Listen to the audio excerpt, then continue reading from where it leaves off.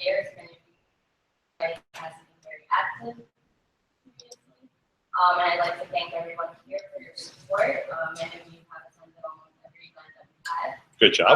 And it's all been a great success. We're discussing the legal challenges of Obamacare and its controversy and very controversial legislation. We have Professor Blackman and our very own Commissioner Kumar. Well, most recently, the Republican administration tried to repeal it, and as we all know, that failed. So there will be other attempts. Currently, the biggest threat to the legislation are actually lawsuits that were initiated by the Republican House from the took office, and those lawsuits challenge the subsidies families under Obamacare and high premiums. But today we'll be discussing other cases and other challenges surrounding Obamacare. Blackman is a professor at the South Texas College of Law. Two books on this topic. The first, Unprecedented, the Constitutional Challenges to Obamacare. Unraveled, Obamacare, Religious Liberty, and Executive Power.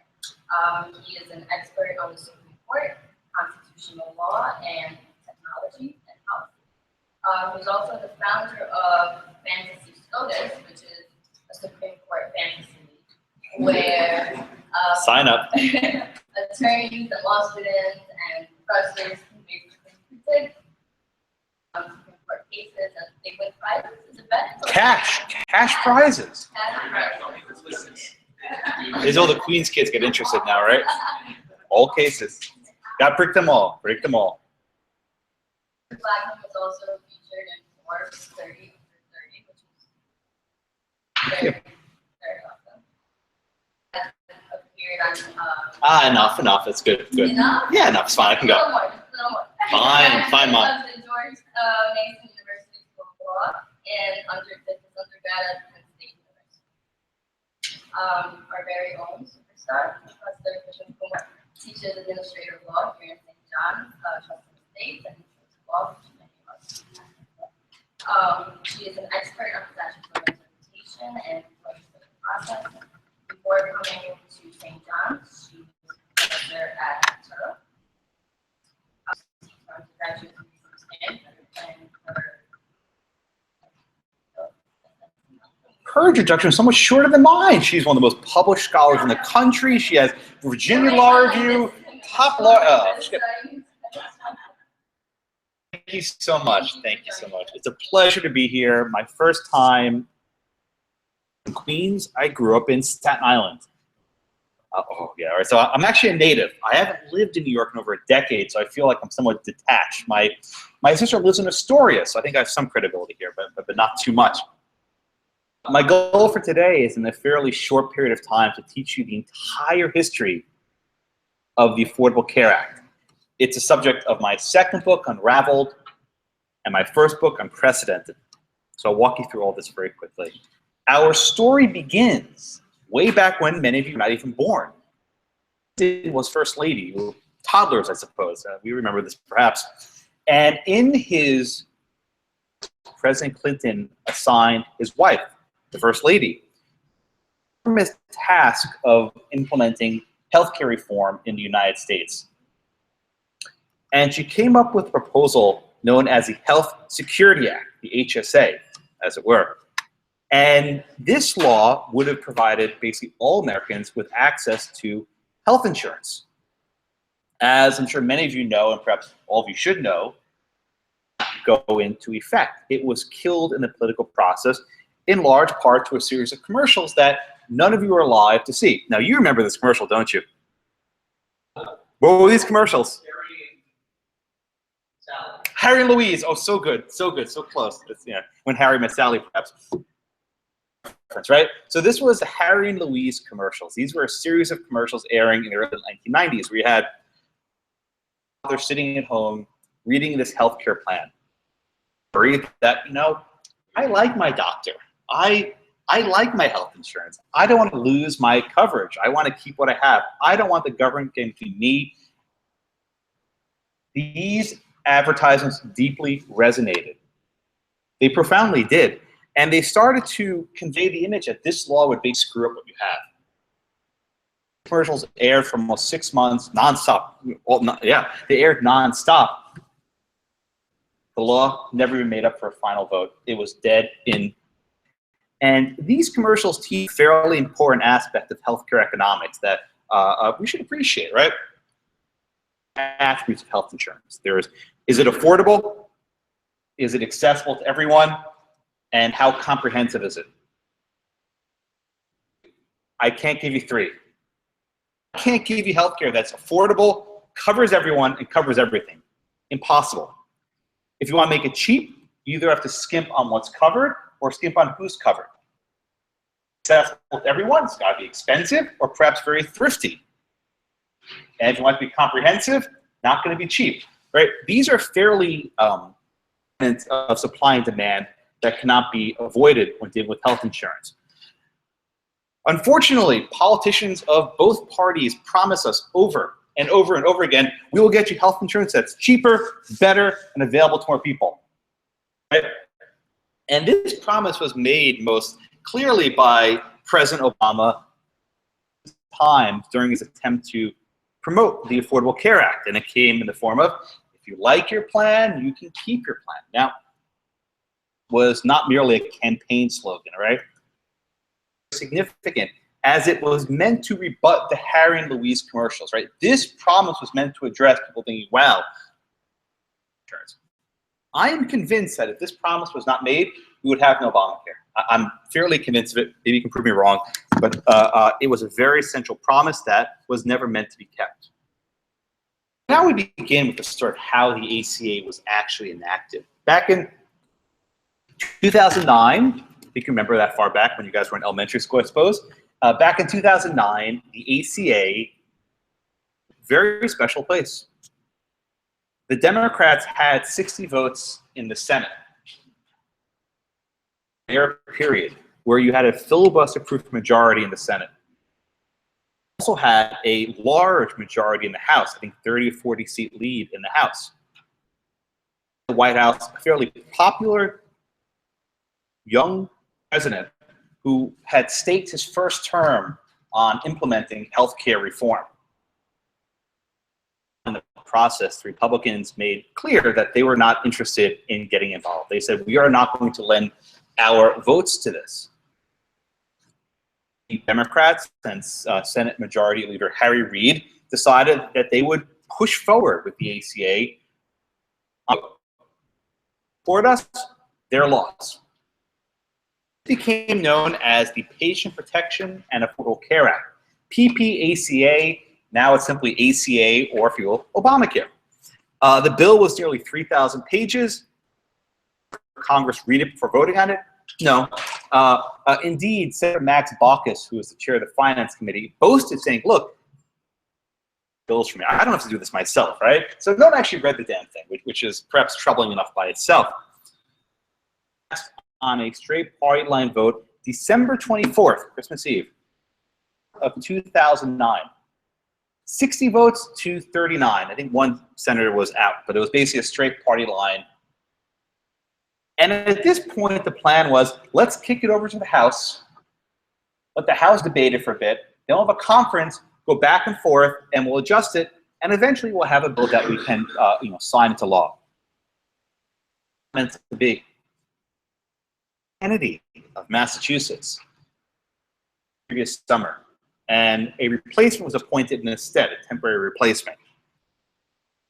The vote for the ACA didn't last much longer because of the special election in Massachusetts, if you remember that, who was elected to fill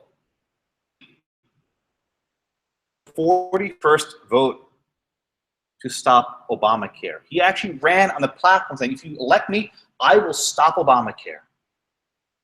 Democrats no longer had a filibuster-proof majority. And this was to quote Joe Biden, a big deal. I'm in a Catholic school.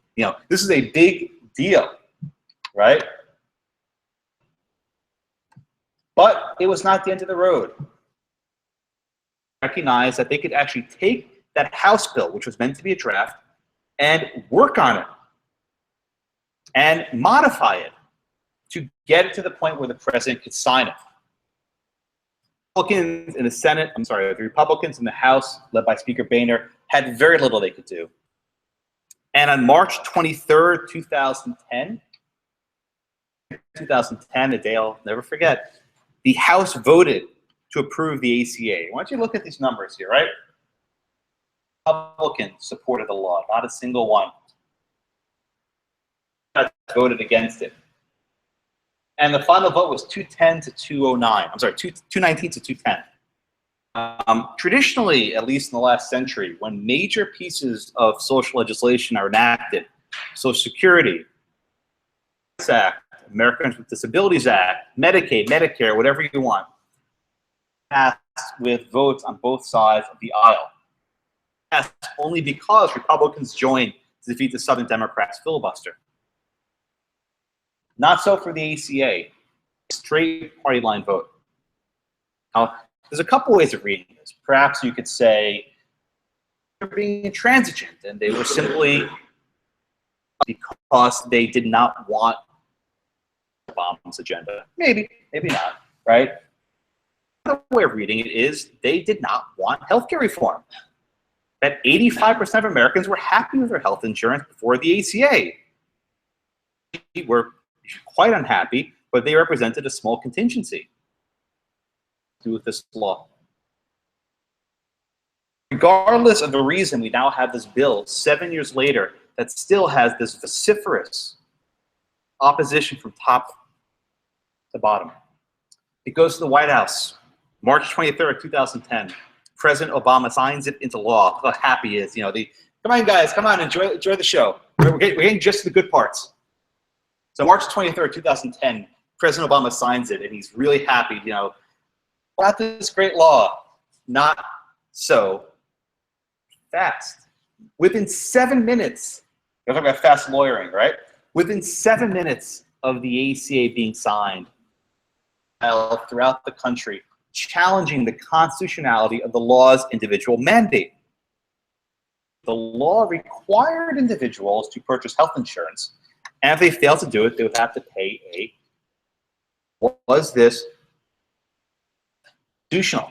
Could Congress compel people to engage in economic activity, even if it was part of a massive program of federal insurance regulations? This was a subject of my first book, Unprecedented, and I could summarize with a single piece. Can the government make you buy broccoli? What do you mean, Josh? Well, if everyone buys broccoli, maybe they'll eat it. It'll be healthier.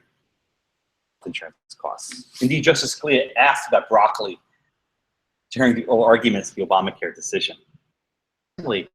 Can Congress make you buy health insurance if it will ensure the expansion of health insurance nationwide? In order to insure people with pre-existing conditions, this popular thing, you need to make people buy it. They'll coast and they'll simply buy coverage when they get sick. The way to avoid this death spiral of our marketplace is to have this mandate. Again, enjoy, sir. As you probably all know, for those who are taking constitutional law, for decision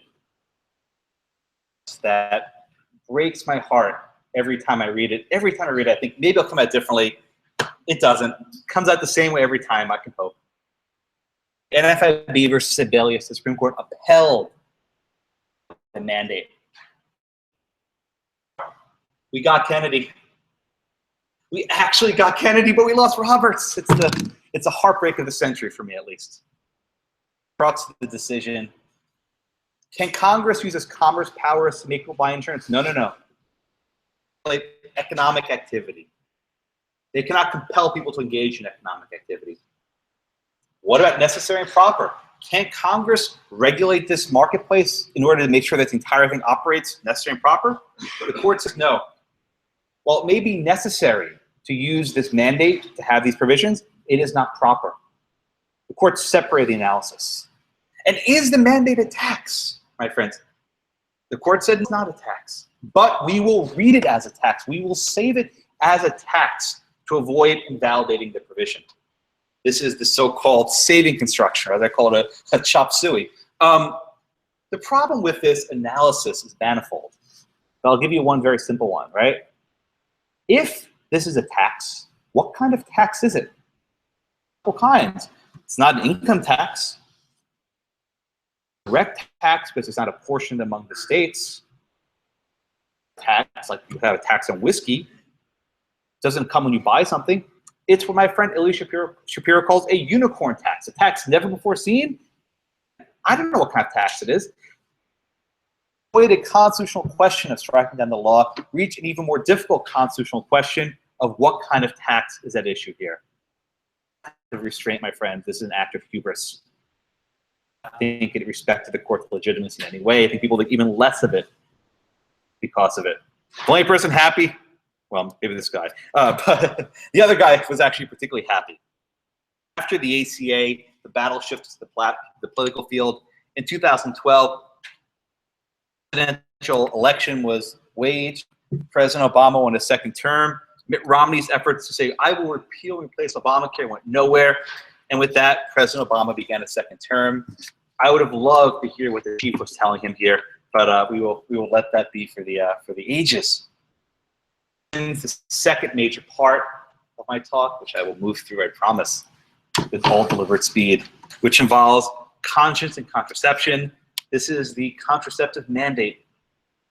So, does the St. John's insurance plan cover birth control?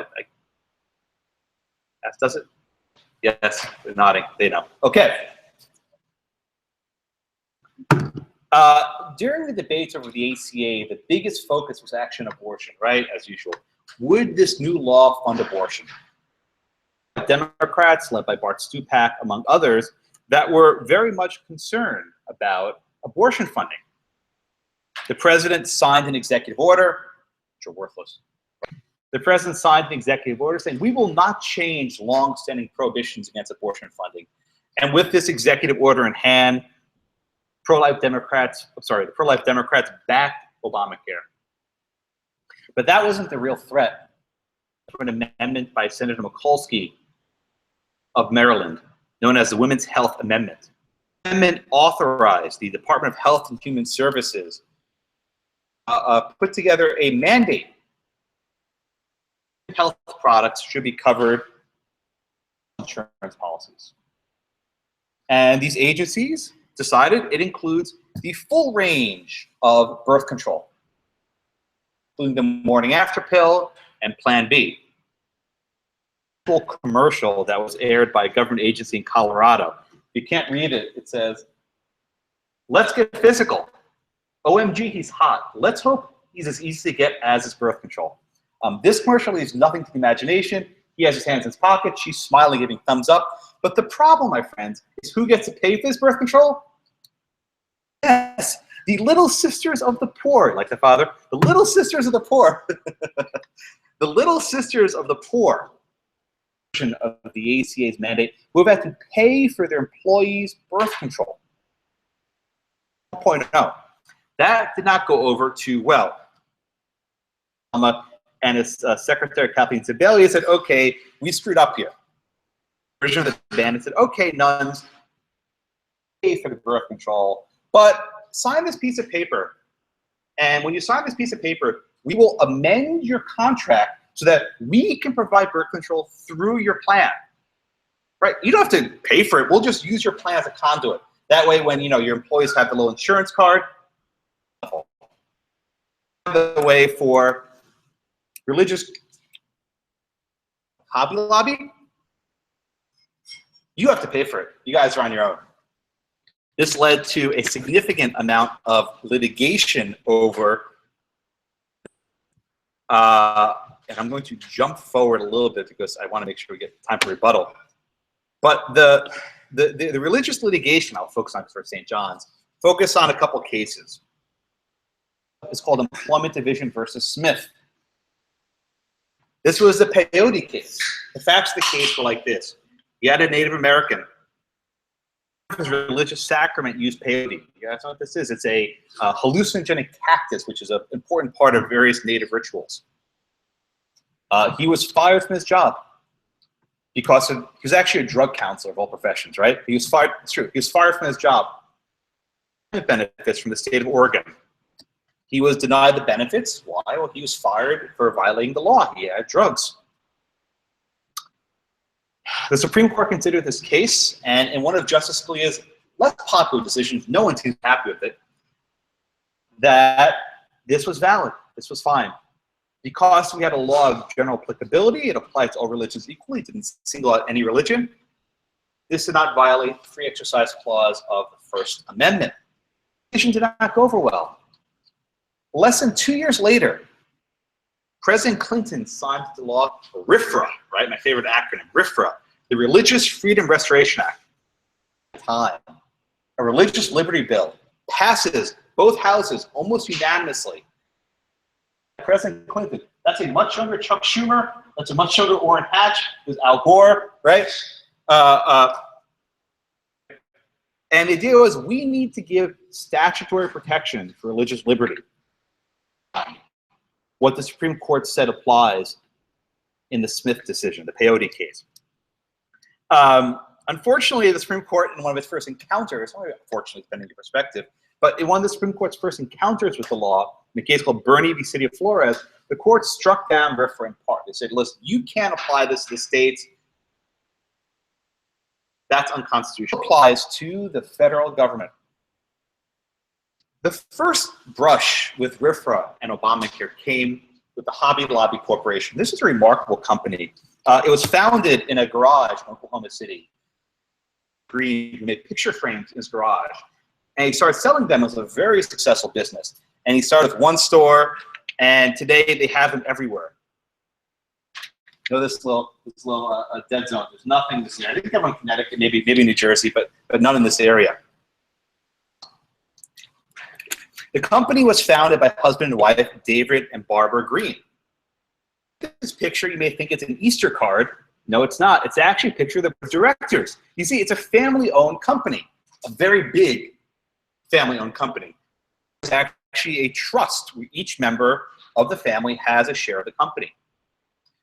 And unlike virtually all publicly traded companies, which have a diversity of members, here, they're all family.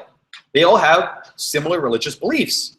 And one of the beliefs that they share is that 4 forms of birth control, these, morning after pill, Plan B, Ella, that those violate the religious liberty. Why? Because they say these products operate after fertilization. Hobby Lobby Company has no problem with condoms, with diaphragms, right? They're okay with stuff before fertilization. They don't like the stuff that operates after. Now, there's a big medical debate about this. I do not want to get into it now, but at the moment, that's what they believe. Okay? Hobby Lobby challenges mandate, saying they should not be forced to pay for birth control that they find sinful. Now, the lower courts, among other things, Judge Gorsuch ruled in favor of Hobby Lobby, which is relevant for our newly confirmed justice. He was confirmed this morning. He's on his way. He's number 9. Funny story, but the junior justice has one very important task, actually 2 important tasks. Conference, they answer the door. So if there's ever a knock on the door when the justices are having a private meeting, the junior justice gets up and goes to the door. If they don't, they'll just sit there and stare and wait. It's cafeteria duty, right? So the Supreme Court has a cafeteria in the basement. And the junior justice is responsible for managing the cafeteria. His most significant contribution, frozen yogurt. To the Supreme Court a couple years ago. This is a very big deal. You get what you pay for, right? Back to the Supreme Court. One of my favorite pastimes at the Supreme Court, I love the signs, because the signs really encapsulate what's going on. So this one's my favorite. If men can get pregnant, jumbo machines and be bacon flavored. Right? And this one also. My mom was not ready to be a grandma. Oh, think about that one for a minute. This is not a church. This is a craft store. This is not a healthcare plan. Does anyone know what she's dressed up as? Birth control, yeah. She's dressed up as a pack of birth control pills, right? So they get creative. Hey, Supreme Court, no bosses in my bedroom. I think Hobby Lobby would agree. They don't want anything to do with your bedroom, or they want to pay for it. Contraception is my business. Corporation are not people's. Oh, this one's my favorite. Anyone want to guess what she's holding? A crocheted uterus. And I suspect she's not buy the yarn at Hobby Lobby. So Hobby Lobby, this uterus is for you. There was actually a project to mail crocheted uteruses to the Hobby Lobby headquarters saying, mess with these, not mine. I thought that was a fairly effective messaging scheme. Off my ovaries, with her. The pro-lifers, their science is just not as good. God's law comes first, repeal the socialist Obamacare. Kilts, it was snowing that day. But I understand they had pants on, so it's not a real kilt. You know, if you're wearing a kilt, it's a different story. The case here presented two questions, right? The first question focused on, does RFRA apply to a corporation? Surprise many people, perhaps not law students, but are corporations. St. John's is a corporation. Is a corporation, right? Well, every religious institution incorporates to take advantage of certain legal protections. The fact that you choose to incorporate has not deprived you of any sort of religious liberty. There was a case from the 60s called Kosher Crown Mart, which involved a kosher store that couldn't open up on Saturdays. Twice that applying the First Amendment to that corporation. RFRA, more to the point, uses something called a statute. You can't violate religious liberty of a, quote, person. Person, go to the Dictionary Act. The Dictionary Act says a corporation, I'm sorry, a person includes a corporation. So on this point, there was actually a lot of agreement. Only two justices dissented. Only Sotomayor and Ginsburg said corporations can never have it, but maybe churches can, they kind of whatever. But Kagan and Breyer did not join that part of the opinion. So for the government was a substantial burden on religion to make pay for birth control. Now, Barbara agreeing to use a morning after pill. No one is forcing Hobby Lobby to use it itself. Is it a sin, right? Is it a violation of free exercise to make you pay for something for someone else that you deem sinful? Here the court split 5-4. Justice Alito had the majority opinion and said, it is per se a violation of free exercise, something that you deem sinful. But of course, as is the case, Justice Kennedy concurred. And Justice Kennedy said, well, yes, I agree. There's a RFRA violation here, but be careful here, right? You are shifting a burden onto the female employees to have this coverage. But so long as the government can get these female employees coverage by different means, not other way you can get to it. So the court upheld it. Justice Ginsburg, known most commonly as the notorious RBG, dissented. Ginsburg explained that this is a minefield, that the courts are now allowing corporations of all stripes to seek exemptions from all sorts of laws, and that this fundamentally burdens women's access to contraception. Okay, Justice Ginsburg in recent years has had a little bit of a goes to her head, this notorious RBG business, and I think a lot of people wish she had retired now, but they don't. Hang on tight. Anyway, as we proceed, so this is one of the rare victories for the pro-life movement. In many cases, so this is one of the rare ones where they actually won a case. Skip King v. Burrell, because I think my dear friend will talk about it, and I will jump ahead to the Little Sisters of the Poor. The most recent case involving the ACA and religious liberty involved the nuns, the Little Sisters, an order of nuns that has chapters around the world. It's a wonderful one. They are there to help the elderly. Dignity. They help people of all faiths, of all creeds, and they have nursing homes throughout the country and throughout the world. I actually had the good fortune to have lunch with them. After their case was argued at the Supreme Court, there was maybe about 20 of them court and have this like special lunch. And they are the last people in the world who want to get involved with federal litigation. This was not what they wanted to do with their lives at this point, right? Their mission is fairly specific, and it requires a lot of time and energy. As the Obama administration interpreted the ACA, they would need to do something very specific. They simply signed a piece of paper. The government said, we'll leave you alone. To sign this piece of paper. It would amend their insurance contract. If you want to put this in legal terms, that signature becomes a plan instrument, right? It becomes an instrument of their plan. And by signing this document, their insurance plan is amended. And that would allow a different insurance company to provide contraception through conduit. The nuns refused to sign. They refused. Remarkably, the lower courts ruled against the Little Sisters. And they ruled against others. They said, well, it's not a burden if you're not paying for it. You know, you're just merely signing this paper and you're shifting the burden to someone else. The nuns said, no, no, no, this makes us complicit in sin. Part of this scandal, right? We are part of this a thing that we find morally wrong, and we cannot do it. We cannot stand by. So their case goes to the U.S. Supreme Court. I was actually at the court that day. It's kind of cool seeing all the nuns running around, walking throughout the Supreme Court. You don't see that too often. I was at the Supreme Court bar that day, so I had a really good seat. I was about 5 feet. The case was argued by Paul Clement, Noel Francisco, who was our current nominee to be the Solicitor General. So President Trump selected one of the lawyers, the Little Sisters, to be our top lawyer. I was at the court that day. The argument in the Little Sisters case is that we were down to 8. Justice Scalia had passed about a month and a half earlier. And with only 8 justices, it looked hard to get a victory for the Little Sisters. Did not look good for the nuns. Pretty divided, because there was this real sense that these groups were different than Hobby Lobby, right? Hobby Lobby was a corporation.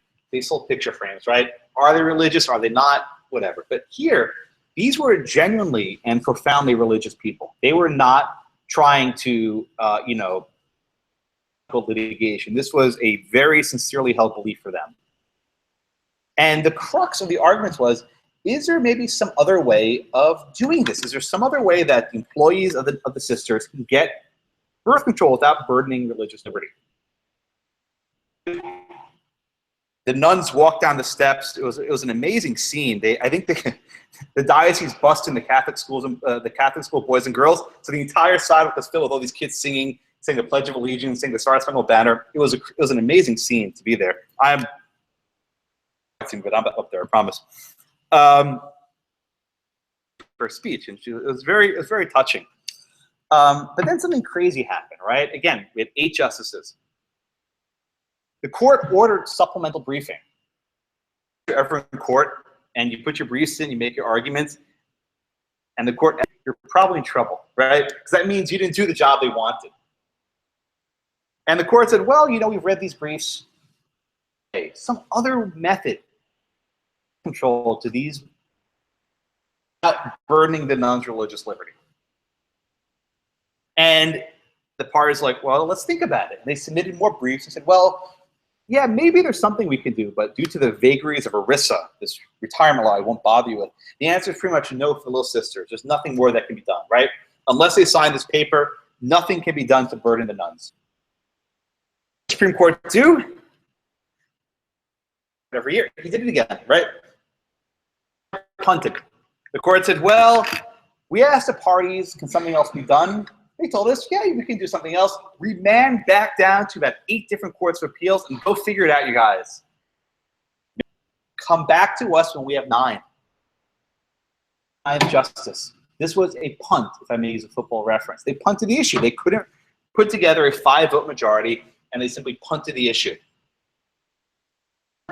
This was a victory for the Little Sisters because, well, they didn't lose, right? Had they lost, that would have been a loss. This wasn't a loss. This was a win. But the fact of the matter is, this issue is still pending. Perhaps as a good sign for the sisters, the HHS department has recently appointed a number of people who filed briefs in support of the Little Sisters. So I think the nuns will find it very different than what they had before. Still pending. And I'll finish my talk here and turn over to my dear colleague in a moment. The ACA is very much a work in progress. In the introduction that the effort to repeal it failed, fine. But we're still stuck with the law. With respect to religious liberty, amounts of discretion the secretary has to grant exemptions and waivers. Not as much as you think, but there's a lot. So I think there will be a stronger effort to protect religious freedom and conscience under this administration. This one. But we should not forget that this law is still on somewhat very shaky grounds. Any of the other lawsuits involving the House of Representatives, subsidies, involving various litigation aspects, there's so much going on with this law that even if nothing's repealed, arguing about it for years and years to come. I'll stop here and turn it over, but hope during our Q&A we can have more questions and I can hear what all of you think. Thank you so much for your attention, and I appreciate it very much.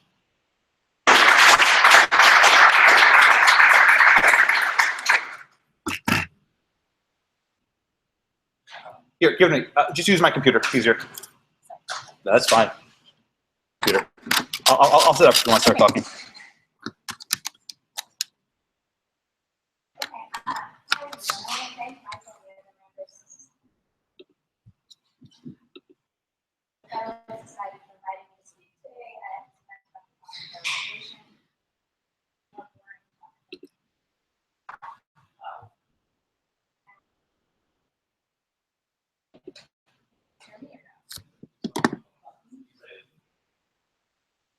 Hold on. If you want to talk here, hold on. This one works.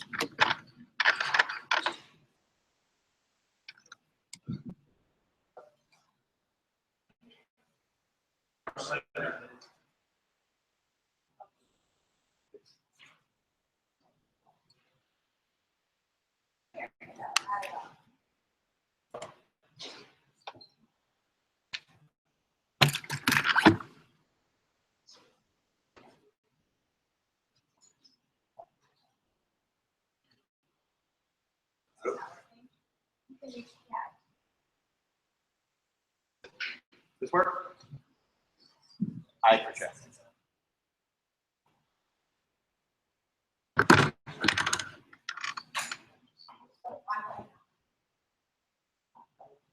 think mine work. Well, I'll try to check, but I don't have a lot of time. So I find it much more boring.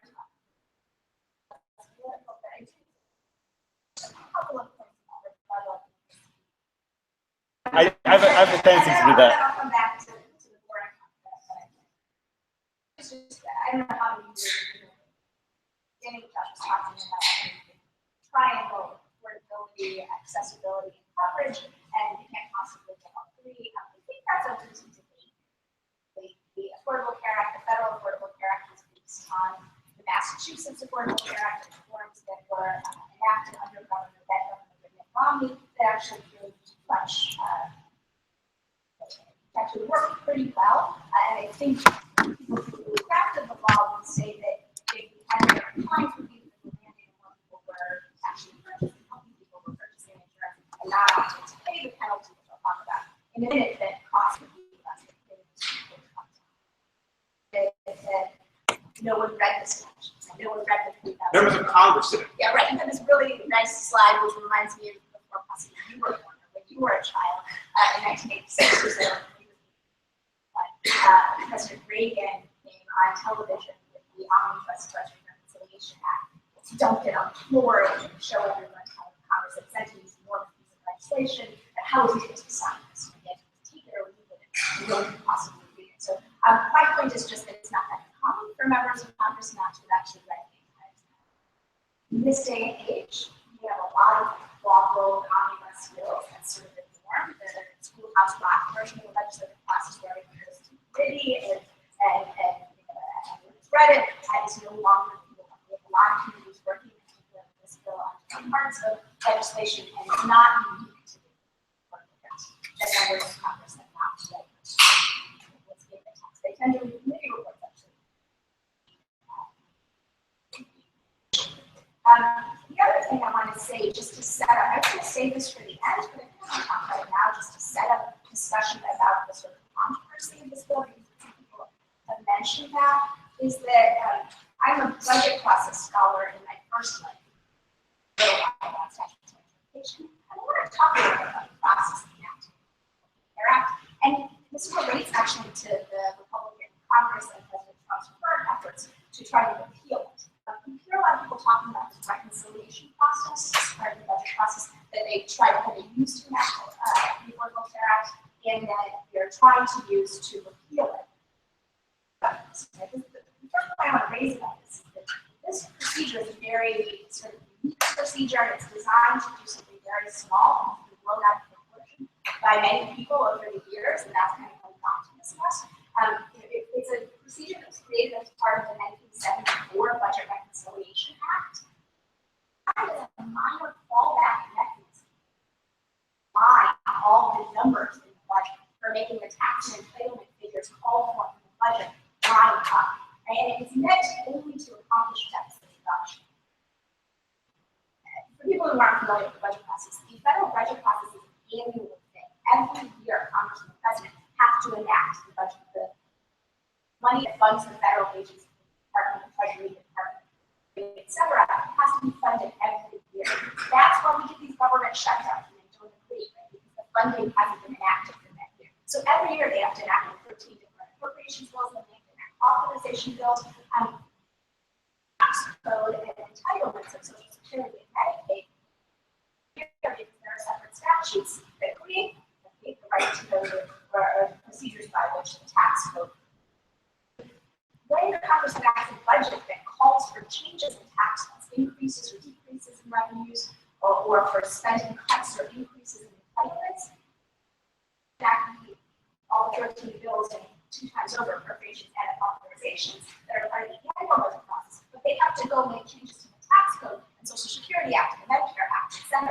And so what reconciliation was designed to do back in 1974 was to streamline that process. We have the budget committees write reconciliation instructions that instruct the tax and entitlement committees to do what they need to do to make the projections in the budget work out. They talk about what changes are needed in the tax and entitlement laws. And they created a fast track procedure. Debate, which means we can't filibuster in the Senate, for example, streamline that process, and because it was supposed to be done for deficit reduction. It was supposed to be done for tax increases, which are hard to actually integrate, and it was supposed to be done for entitlement cuts, things that would bring down the deficit on both sides. And that's why they enacted the streamline procedure, because it's politically painful and hard to get extra votes for those things.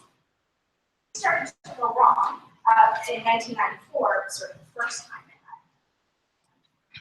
it started to go wrong. And that was if you that's when the 34th New Gingrich-led Congress tried to use the reconciliation feature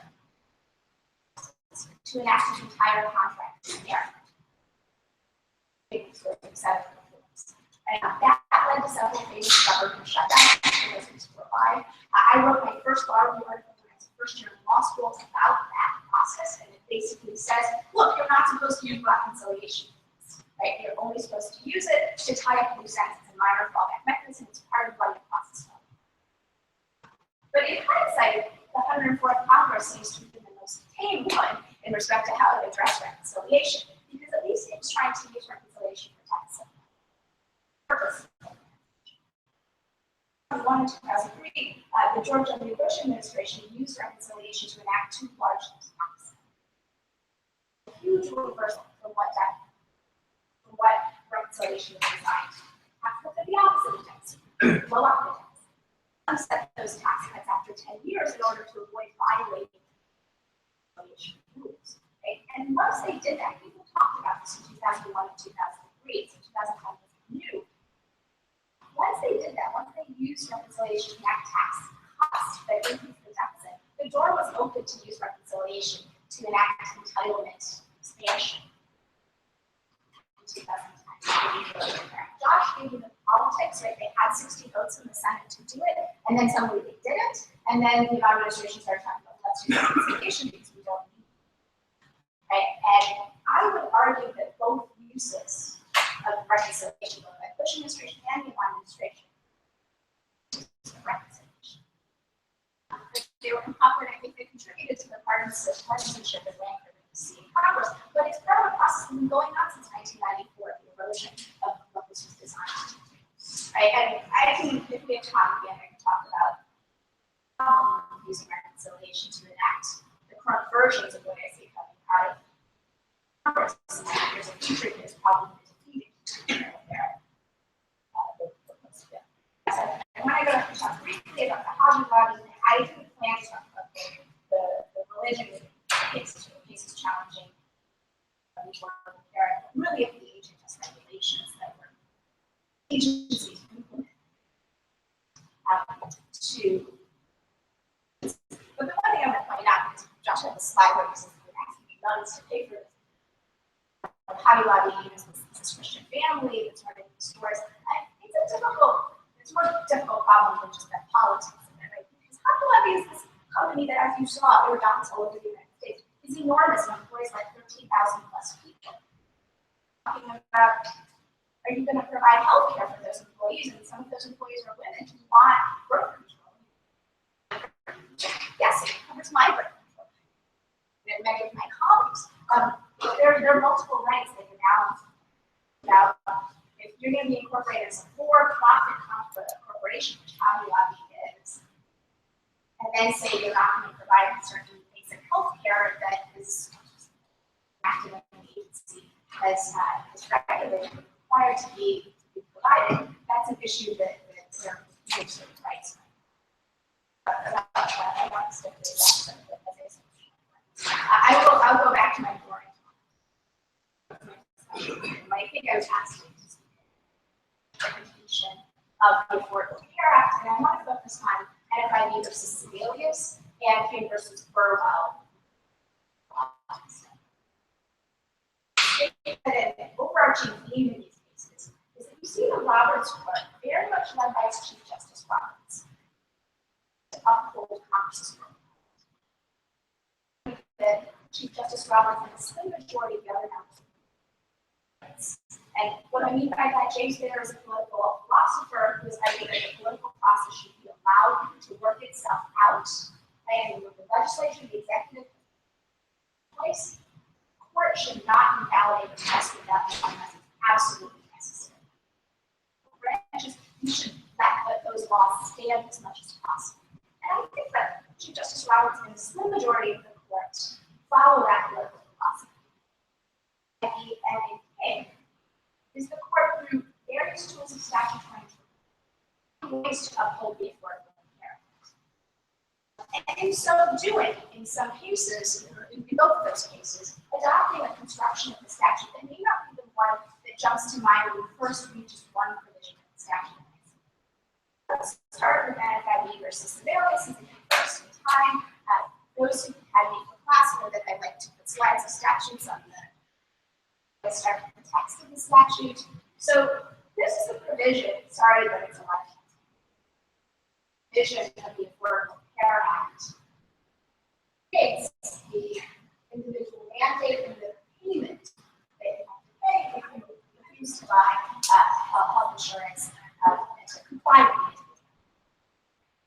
with it. Yeah, but both of these you can see, it says that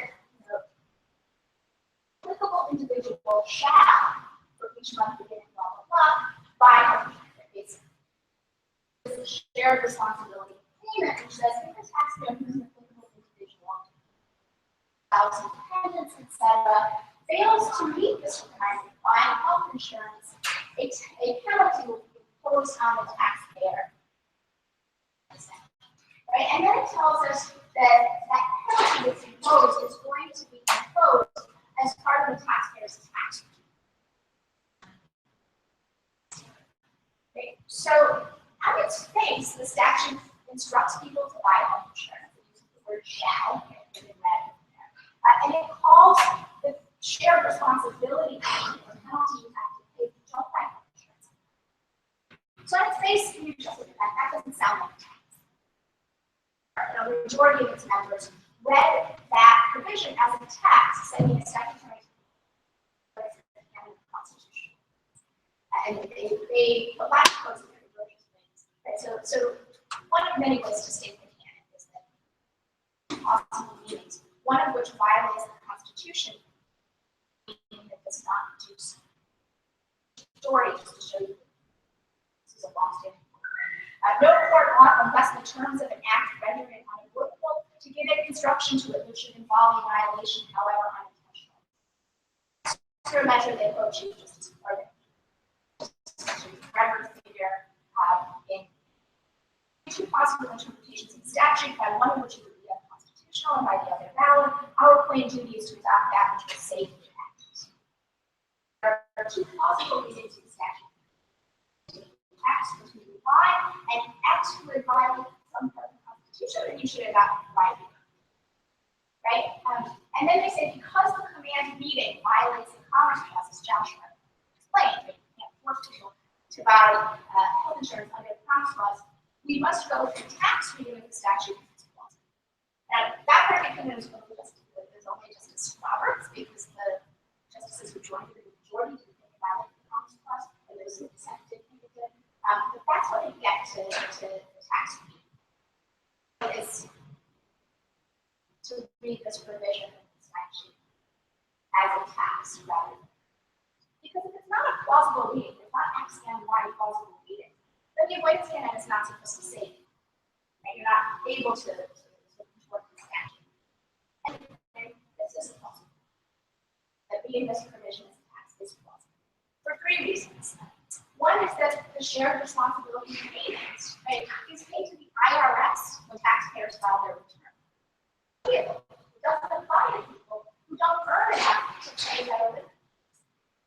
Like the mandate, if you don't make enough money to file a federal income tax return. Right? And then the third reason, and this I think is the key for me, is that the amount of the payment is not fixed. It's not like a fine you pay for not doing something. Varies, and it depends on things like what you have, how many dependents you have, what your filing status is, married, filing, jointly, separately, etc. Those are all familiar elements in the tax code that a lot of different other kinds of taxes do. So it very much operates within. What I'm saying here is I think the statutory scheme or structure treats that looks or feels like a tax. And that's going to be called collective and statutory interpretation. And the idea is that the entire statute has to be read together as a whole, and the surrounding provisions in the statute can help shed light on the meaning of a particular provision in the statute. Right? So collective tells us to read the whole statute and to make logical inferences about what particular provisions mean, and not just to read those provisions in isolation. Okay, I'm going to turn next to King versus Brooks. Question whether the tax credit is provided for under the ACA to purchase health insurance for an exchange created by the federal government rather than the states.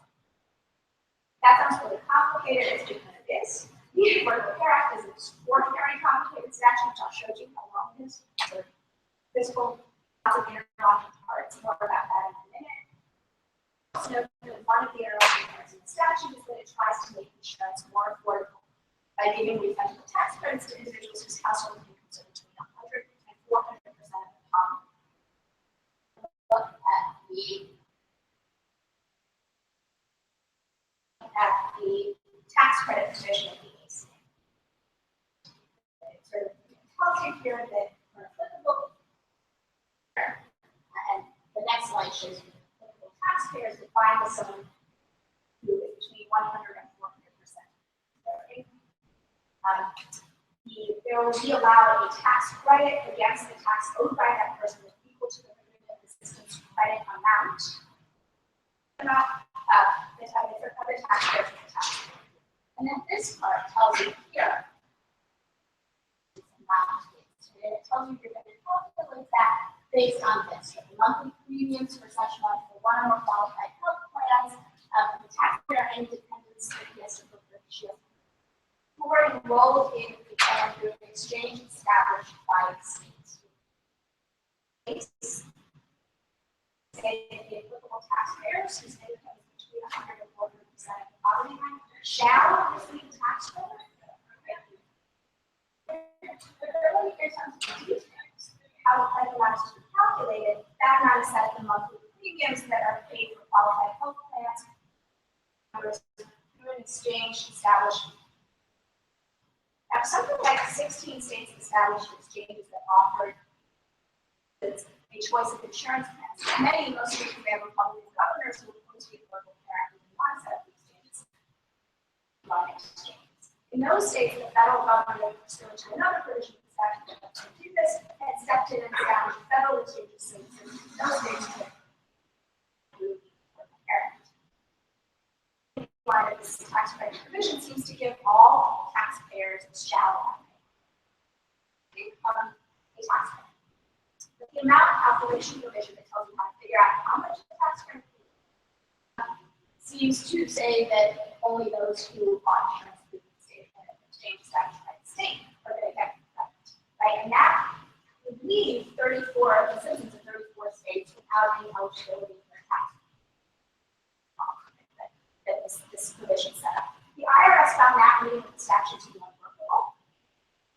Then promulgated a regulation that construed the amount calculation provision to allow a tax credit to be exchanged established by the state or federal government.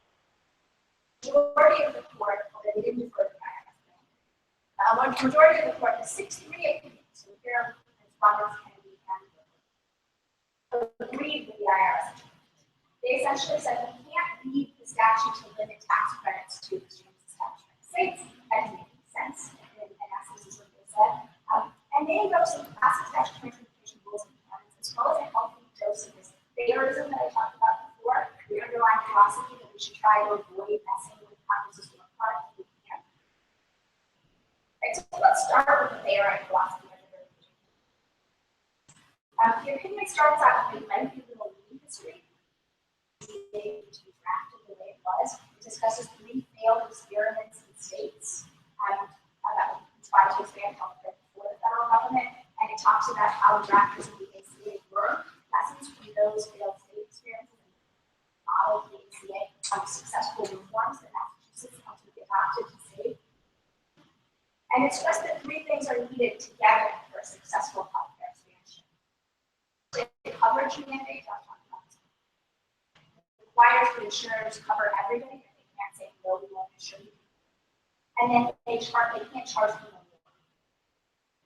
Right? And then an individual mandate, FID versus Federalist, which says, and everybody has to buy health insurance, but you have to pay a penalty. People will also have health insurance. Once you have the coverage mandate, they found in some of these states where it fell apart, is that people were waiting until they got sick to die. They waited until they can't insure you are, they can't be denied coverage. Coverage mandate. And once that happens, premiums shoot through the roof, nobody can afford it, everybody starts waiting and staying with it. And then the third Unravels, thank you. Right, it was a good thing. The tax credits for low income folks, so that they can afford the premiums that they're required under the coverage mandate. Also, it's actually for really low. You're more of your income for your premium, then you don't have to buy it. If you're going to buy it, if you have to pay 8% of what you're after the tax. So if low-income folks don't buy insurance, then we would have enough people buying insurance. So you got balance of healthy and sick people. That's sort of how shot in the street. Starts out. The tax credit provision doesn't apply to folks who buy insurance on federal exchanges, the whole thing can qualify. And the majority of people take very explicitly. It cites data indicating 87% of bought insurance on a federal exchange did so with tax credits, and then virtually all those people would become exempt. And it says explicitly that denying tax credits to those who purchased insurance on a federal exchange could send state insurance markets into a death spiral. It is implausible that Congress meant the act not to understand. And it's some very explicit stuff about democratic. In a democracy, the power to make the law rests with those chosen people. In every case, we must respect the role of the legislature and care not to undo what was done. Legislation demands a fair understanding of the legislative plan. Congress passed the Affordable Care Act to improve health insurance markets, not to destroy them. If at all possible, we must ensure the act in a way that is consistent with the former and avoids the latter. Section 36B can be fairly read consistent with what we see as Congress's plan, and that is the way. So, as an NFIB versus Federalist, the majority starting point is that it's plausible to construe the statute in a way that preserves Congress's work product, legislative plan, then the court should adopt that view, even if it's not the interpretation that first comes to mind. Right? And then the court employs a bunch of statutory interpretation tools to argue that it is plausible to read the statute to purchase insurance in the federal as well as the state. My favorite one that they wrote, this is usually one of Justice Scalia's favorite canons, a different opinion, but he doesn't join us. And that says, no elephants in the lawsuit. And that imposes a presumption that Congress doesn't make general pronouncements in main provisions of the statute, and then apply big important changes or qualifications to the statute in minor ancillary provisions, especially if those changes are going to undermine the major. So the application in this case is that the tax credit provision is a key feature of the statute. The pillars of the statute makes the whole work. The court should not read the statute to undermine that provision for limiting to exchanges established by a state in the minor provisions, supporting provisions that tell you how to calculate the amount of tax credit. It's a subsection of the tax code. You can't read that to limit tax credits to state exchanges, they would not use such a winding path of connected off provisions about the amount of credit to accomplish. Also relies heavily on the whole act rule again, as it did in NFIB versus Federalist, and it says explicitly that if you look at the tax amount calculation provision by itself, in isolation again, then yes, it seems to limit credits to individuals who purchase their insurance through a state exchange. But it tells us, instructs that the whole act rule compels it to look at the whole statute, not just some provisions in isolation. And that applies to a bunch of things in the statute as a whole, that in its view make it ambiguous whether the tax credits are limited to taxpayers who buy insurance. Arguments in detail, there's a lot of them that's long at the time. But they boil down to an argument that the statute contradicts itself in a number of just that it may not always statute may not always use the phrase established by the state in the most natural sense to me. I'll give you just one example. The majority opinion notes that several provisions of the statute assume that tax credits will be available. So it says, look, there's a provision that requires all exchanges to create outreach programs, information to people about the provision that requires all exchanges to establish and make available electronic calculators to figure out how much premium they'll actually have to pay after they get the tax.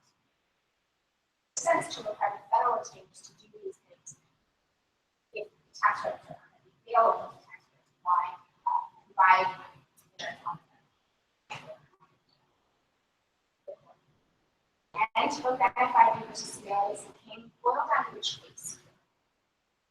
Actual reading of the statute, first glance at it without knowing the background, and the rest of the an alternate reading that preserves Congress's work if it's still.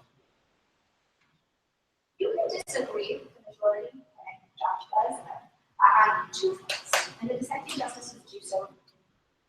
Turns out, one, you can take a position. You can say the court must always adopt the most natural reading of the statute, even if it seems in tension with other provisions, and even if another reading is plausible, just not the one that. Or two, you can take the view that the other reading adopted by the majority is not plausible in this case. My insurance can't be read as a tax, rather than. And the tax premium credit amount calculation provision cannot be read to apply to federal or state. Do that, you may take the way say there are tensions in that means Congress did an excellent job, and one word doesn't justify reading the exchange established by the state.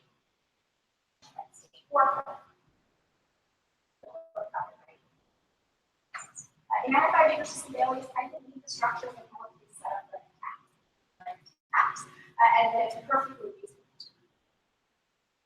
If you read Burwell, I'm persuaded by the no elephants in a mouse hole. It's crazy to me. It's to a minor tax credit calculation provision, the main statute, in a way that undoes a major core component. Particularly what we know is just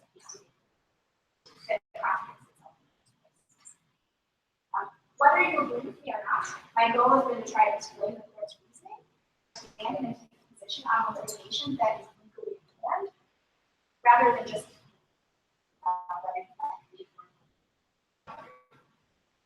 Republican or a Democrat, and my classes, my goal is always to get you to understand the reasoning so you can decide based on it. You pointing at me, other stuff? No, I'm not ready. Just put it right hand. Look at this, look at this. All right, get back to our Q&A. Okay.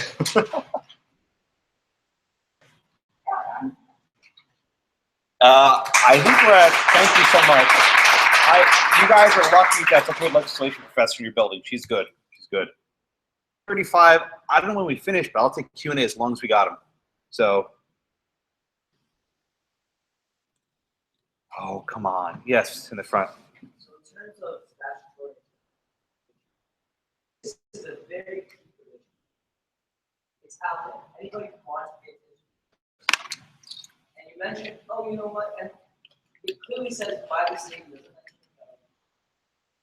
smaller ancillary rules. They mentioned that, you know, most people stack this big are not going to see that held accountable for the words that they read, the words that are key provisions, to say, you know what, it says the state, you say the federal, so if they want to say the federal, why would they insert it? It's so key. Let me take a stab at that one. We don't know who wrote this provision. We have no idea who wrote this provision. A lot of funny stuff happened in Harry Reid's office, came out of it. The version that went into Harry Reid's office was similar. 11. It had this provision was edited to update the section numbers. It's exactly the same. Who wrote this provision? We don't know why they chose the words they chose. A couple of things were worthy of background discussion. At the time this was being drafted, I mentioned, the Senate bill was never meant to be the final version. And the House bill had not 50 state exchanges, but a single exchange, a single federal exchange. Expected this to be the final version. Everyone expected the House version to prevail. Not Brown won the election. The other thing to note, and this was an argument advanced by Jonathan Adler and Michael Cannon, is that very often Congress uses a carrot and a stick. If you want something, if you want money, you got to do something. So they argued, and again, this is a debate, but that was actually designed to punish recalcitrant states.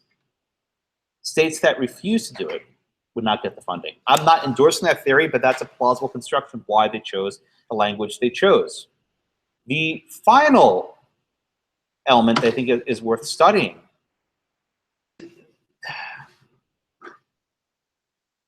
The ACA was passed with a single intent is mistaken. This was a law passed by a lot of log rolling, coalitions. There was a fear of having this big central government, this big central role in establishing the law. There should be a role for the states. If you read this provision against that backdrop, provision makes sense. Although I love the phrase, I use it in other articles, this is placed in the exact provision you would check. It's placed in the provision where you calculate how much subsidies are afforded. This is the exact provision where it would be. It was designed to give the states a role in deciding how the markets are exchanged, how the markets operate. To establish an exchange, by the way, the individual mandate does not apply. The ACA go away as well. I am not a Fayarian. I would never call myself such. I'm not opposed to the avoidance canon. I think you can read the statute a certain way. But I think when you read it this way, it creates In NFIB, when you read the statute as a tax, it creates this very tough constitutional question. Is it an income tax? Is it an excise? Is it a direct tax? It's not a portion. Tax. So you avoid one constitutional question into another. I think it was a far a difficult question because there was no constitutional dynamic of federalism issues, which I avoided in my talk earlier. But here, as Justice Scalia said in his dissent in King v. Burwell, is applying a different set of rules for Obamacare than other rules.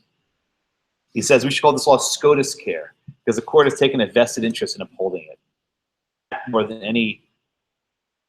than arguing that Justice Ginsburg and Justice Sotomayor are Therians, which I think, maybe Roberts says, I don't think, explains what's going on, that there's a concern by the chief and now Kennedy that saved, and if we can twist and turn and do yogas and gymnastics and everything else, we'll find a way to save it.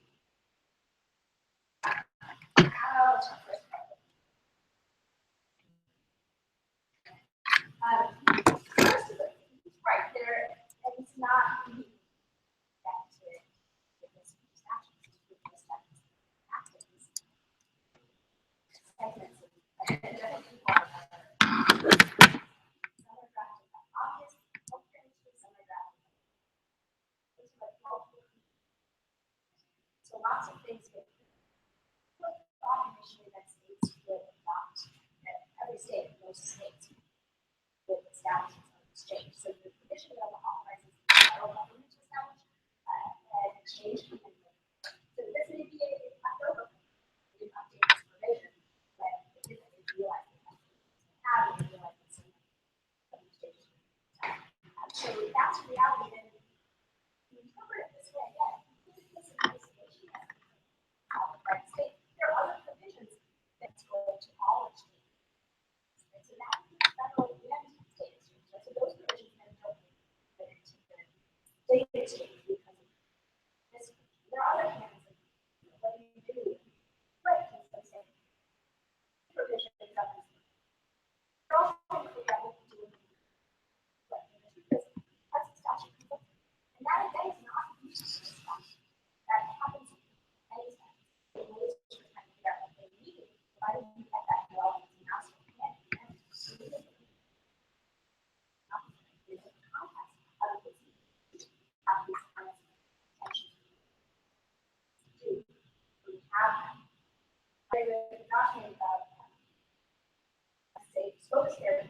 That's not unique to the statute. That we have classical definition, which is not a religious school for some teachers of secular. Subjects should come in the recognition of the schools. And in that case, but then another surgery of the statute to avoid the constitutional investment of getting allowing to really broad see this in a lot of not special to be like a character. Exercise, I used to be like this family. It was personal. Yeah, historically, there's a lot of there's this kind of use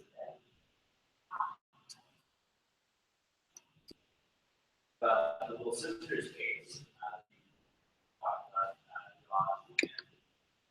my sense is that the controversy in that case has much to do with the administrative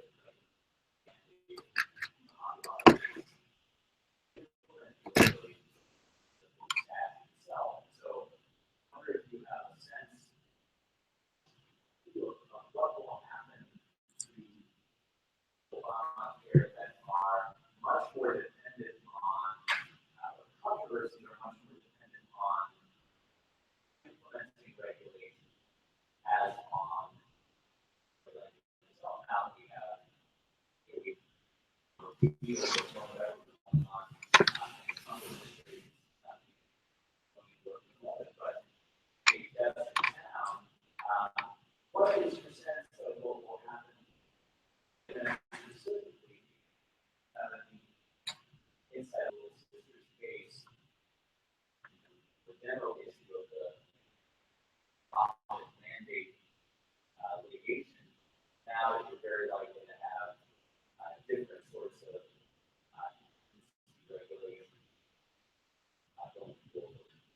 In fact, I love the elephant in the mouse hole canon. There wrote an entire piece in the Harvard Law Review called Gridlock, which looks at the Little Sister case as well as the US v. Texas case through the elephant in the mouse hole canon.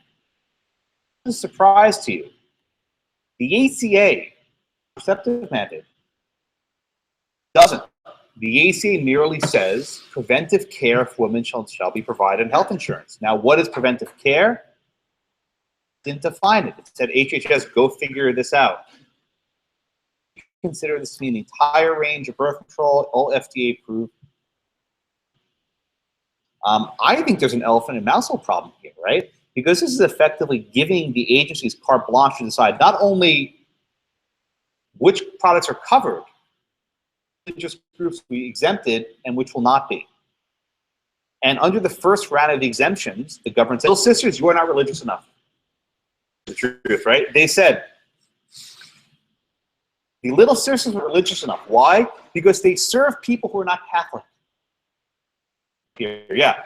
If you were a church that operated a soup kitchen and you did not check baptismal certificates at the door, religious enough for the first round of the Obamacare mandate. On that one. That was a bridge too far. But the second one said, well, I'll tell you what, churches, you guys get exempted, right, for an actual church. But the Little Sisters, we give you the skim milk lukewarm waiver, right, where you're not exempted, you're accommodated. We have to sign this piece of paper. None of this was justified by the statute. Absolutely none of it. All the statute said is preventive care. You can't pick and choose which religious groups can and cannot get this. So, question, what can the government do? A lot. No notice and comment.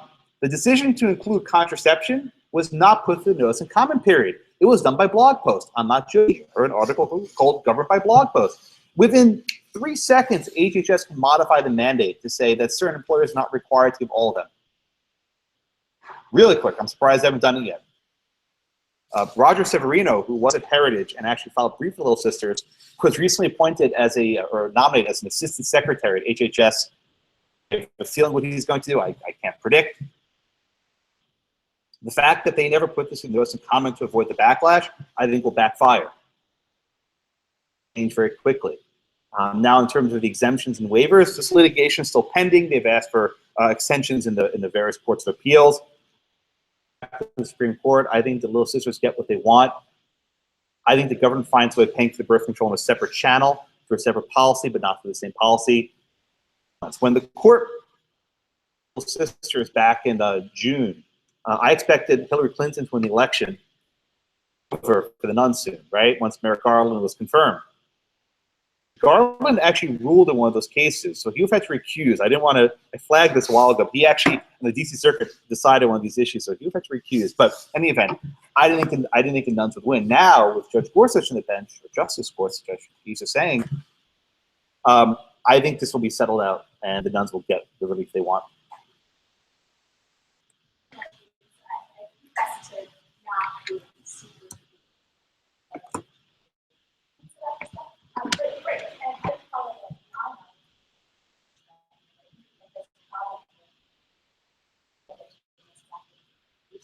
Yes. Well, yeah. So the litigation has been in place for a while. The right part of the Trump administration will not change its policies.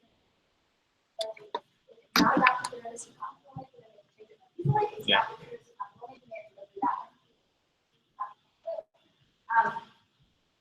Points about their limitations. And one of those because if we had a couple of years,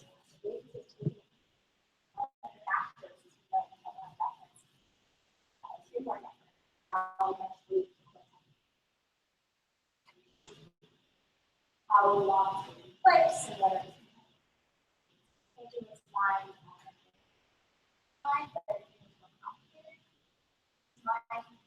That's an issue for a while, so I think these are complicated questions, and also not a majority, but a handful of members of the court have expressed a lot of Irony alert, irony alert. Come on. Yeah.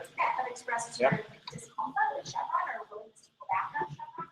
So it'll be interesting to see what happens, and they may be more willing to.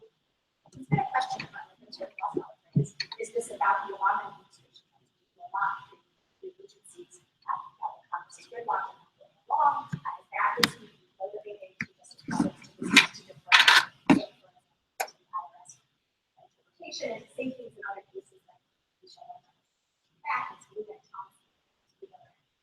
Is that politics or is that really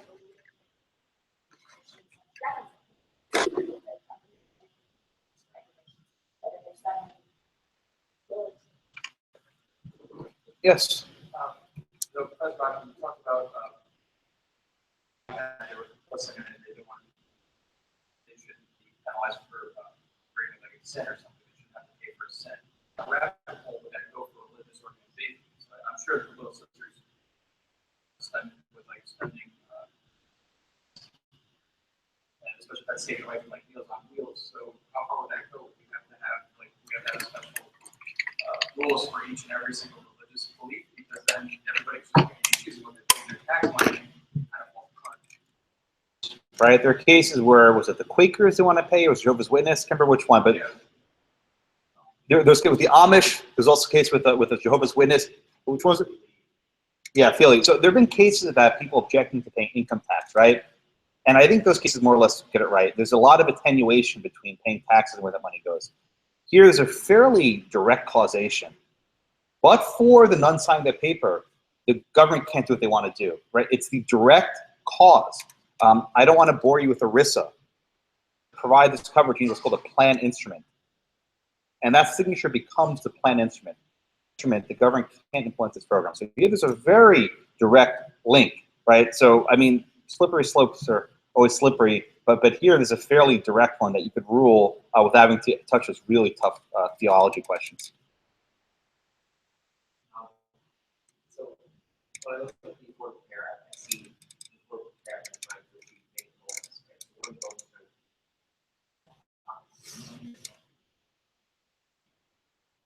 what seems to be not the government take over a company. I was very important to the environment. And so what ends up happening, what I see is that they were trying to create a system that was safe for you and much work.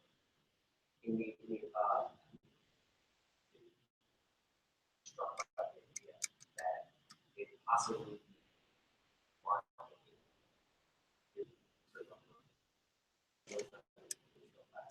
isn't that exactly what else going to do with Medicaid funding? They were going to stimulate Medicaid funding on the expansion of the program. They were going to take away all of that funding. So it's like they're trying to achieve multiple goals. Either in the United States. Why is it worth choose this one goal like elevator above the other? Choose the goal of coverage expansion over the goal of federalism or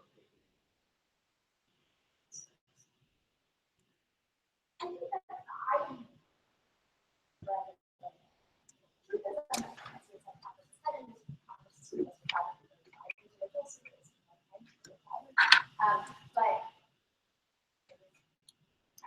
cover the federalism in the state. Have an element. but I mean, it's like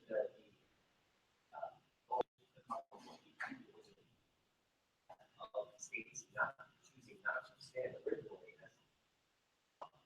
would have been the denial of the entire health system in the state. So what I mean Denial of funds. so in this case, you have the denial of funds in the state, but it's still achieving the goal that is set out by Congress, which is to incentivize those states to set their own. Serve this goal, but it didn't. Maybe funds never intended for that. But they clearly intended to hold that big money. And what? So, I think it has evidence of that. This is where you can put it. They stay away from rather than look at industry that purpose, but they and so they start out with here's what happened. Part,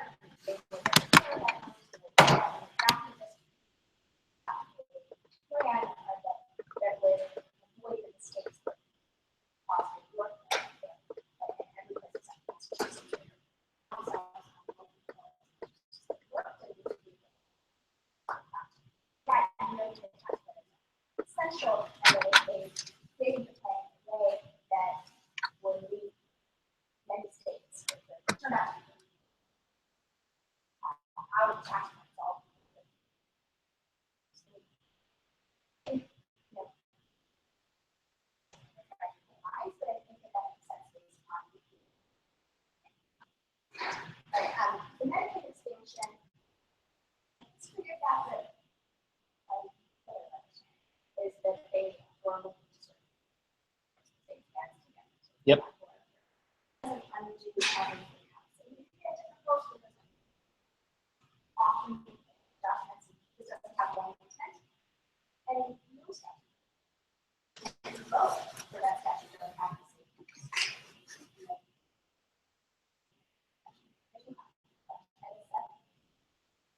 People who voted to get the tax discrimination. All some of them actually wanted to vote for a piece of that. So lots of different intents going on. One thing I want to say is that with politics, the most conservative healthcare expansion act that the Democratic president honors would have had. Liberals wanted to see this with the rich wanted to do with the bureaucrats to see a whole system that is run by the largely because of the reaction to these as the And Joe Lieberman. et cetera. Yeah, a lot of people think that would work.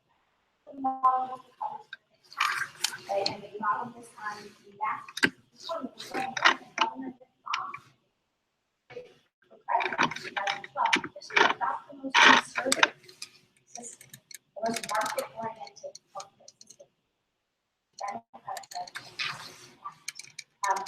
which is why it's difficult to like one of my reasons because you're not going to single the marketplace solution that's aren't going to combat in their prices. And what we're going to get is the one thing fail at one as a result.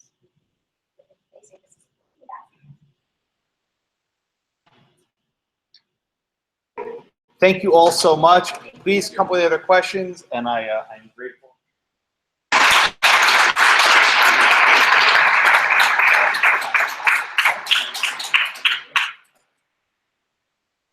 Thank you, everyone. Next year, we'll have good. Next year, never mind. That's for later tonight. Coming. I wanted to raise a question at Sure. different levels. Because the little sisters, I think that's a mission issue.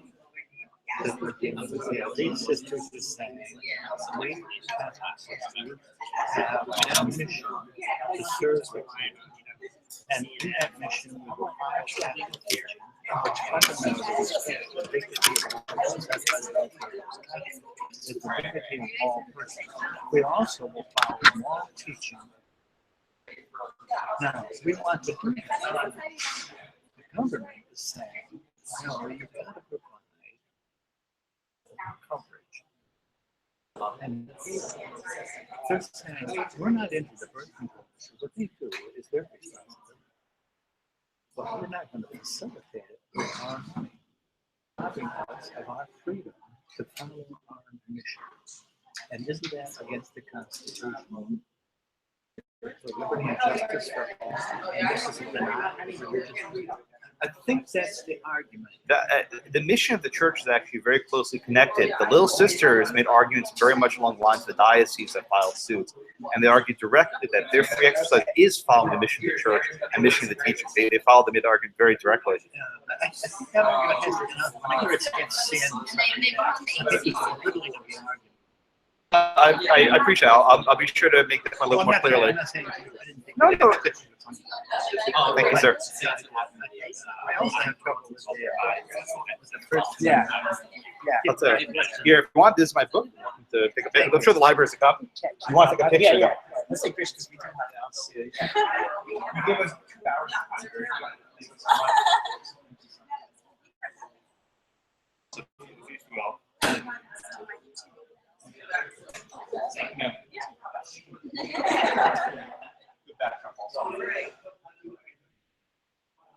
Ready, 1, 3.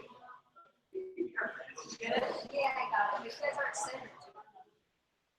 Maybe two on one side of the frame and two on the other. That's fine. Don't worry about it. Cover his name, he needs to sell, he needs to push the book. No one buys books anyway. After Barbary. Thank you, man. Hey, what's going on, Josh? James, I just wanted to give you a quick thank you. I watched your videos on the one album. Oh, thank you. Conlon. I want that Music's my ears, thank you so much. Yeah. How are you enjoying it? Was property or combo? What? Property or combo? Conlon. Property is over. Videos before class, after class, sometimes it's a supplement. Well, thank you so much.